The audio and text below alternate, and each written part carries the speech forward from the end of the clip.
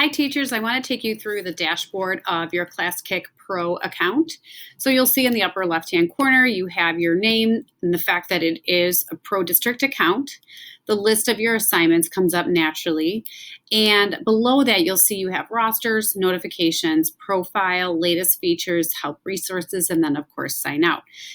So as you develop assignments or they're shared with you from colleagues, they'll start to accumulate here.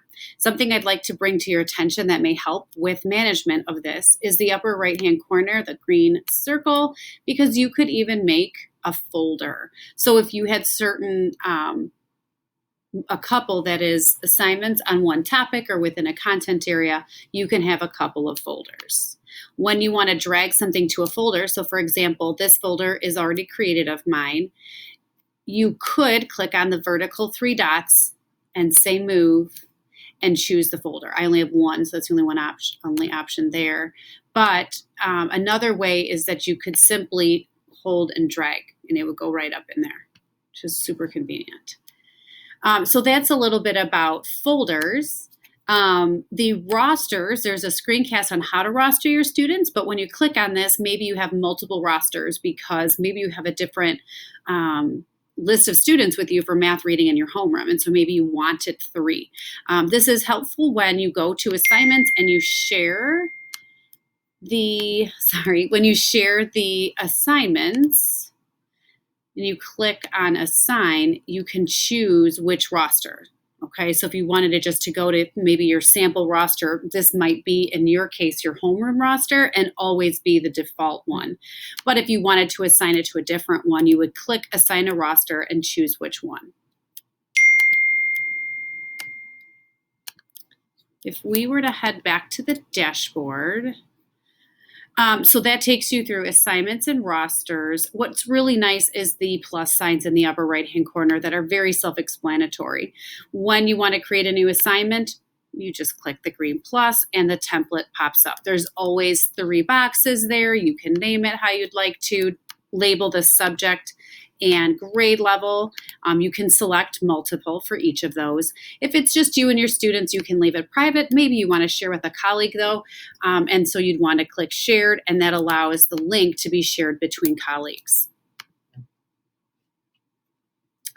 Also in the plus symbol here, you could create something from a file. So if you wanted to bring up your desktop or any of your downloads, you can sort of access those documents and materials that way. This is what's really neat because it's new with our Pro District account. Similar to a Seesaw library, there is a Classkick library. You can decide which subject area you'd like to search for. Maybe it'll be quicker for you than it is for me in this moment. There they are, and they disappeared just as fast as they came up. Oh, come on. There we go. So you can kind of toggle through any of these to see which one you'd like to search, choosing your grade, have some text bands or grade bands there, or are you just looking for a topic or have the topic, grade, and subject, however you want to zoom in on that. But some of these might be nice to just take. However, on the other hand, if I were to take this verb tense warm-up, I notice it's 2nd grade, it might be of interest to me. I can copy that. I could even share it, right? Like, so maybe I found this, I want to share with some teammates to say, what do you think of this? But in the meantime, if I hit copy assignment, it's going to land in my dashboard. So if I were to find it, it's right there. Oh no, that's not it. It's right here, sorry. And you can modify this, right? So if I were to tap on it to bring it up, there we go. You're able then to tweak it. Maybe we wanted to add a new page. Maybe you wanted things to be out of, in a different order than it was. It's now sort of your own. You could also see how different teachers give notes, right? It's up to you on what you want to offer them. Remember, it's still in that private mode. Once you bring it to yourself, you might want to, if you wanted to share it with the team after you've modified it, you can change it to shared right there. So that's a little bit about the library. And then we talked just a moment ago about creating a folder.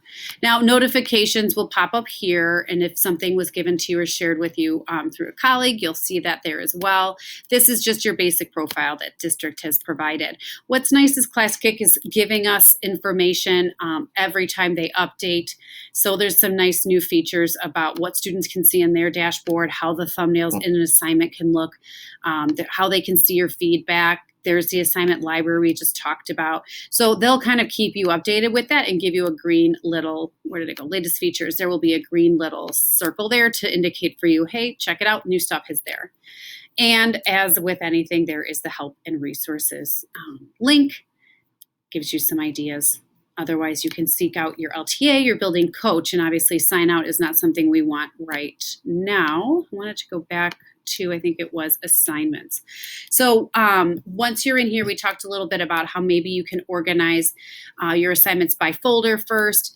And in some other screencasts, you may have already seen that if you take an assignment, you can share it with a colleague.